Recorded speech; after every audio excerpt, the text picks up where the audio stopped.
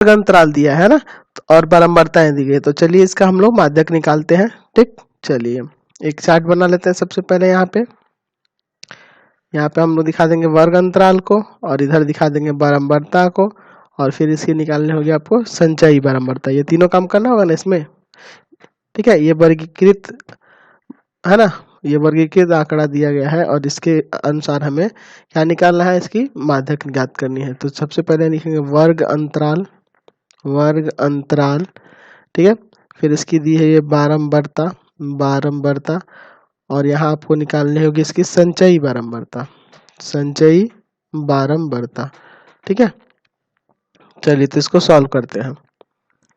ठीक, ये 0 से 5, 5 से 10, 10 से 15, 15 से 20, 20 से 25, 25 से 30, है ना, फिर कितना है 30 से 35, 30 से 35, और 35 से 40, ये दिया गया है। ठीक, और इनकी बारंबारताएं दी गई है क्रमशः 26, 34, 32, 32 के बाद है आपका 28, फिर है आपका 20, फिर है 16, फिर है 34, और फिर है 10। इनकी संचयी बारंबारता तो ये हो जाएगा 26, 26 में 34 को जोड़ देंगे आ जाएगा 60, 60 में 32 को जोड़ देंगे आ जाएगा 92, 92 में 28 जोड़ देंगे 120, 120 में 20 जोड़ देंगे तो 140, 140 में 16 जोड़ देंगे तो 156, है ना।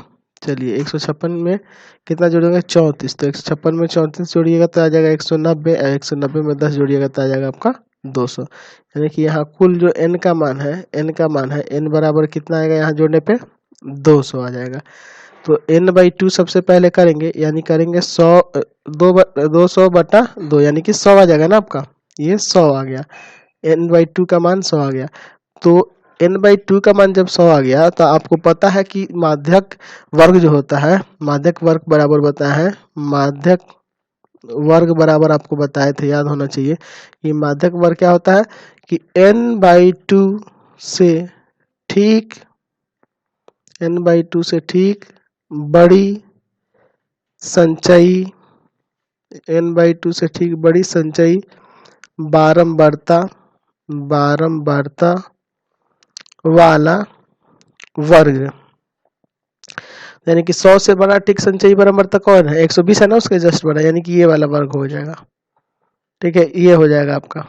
ठीक है, यानी कि आपको माध्यक वर्ग की बात करें तो माध्यक वर्ग जो होता है तो क्या होगा 15 से 20। ठीक है, अब इसके अनुसार L का मान हो जाएगा 15, है ना। अच्छा, F इसकी फ्रीक्वेंसी हो जाएगी 28, और कम्युलेटिव फ्रीक्वेंसी यानी कि CF बराबर या C बराबर ये हो जाएगी इसके ऊपर वाली ना 92, है ना। अच्छा, एज का मान तो क्वेश्चन में 5 दिया है। चलिए समझ गए यहाँ से। अब यहाँ फॉर्मूला लगाते हैं।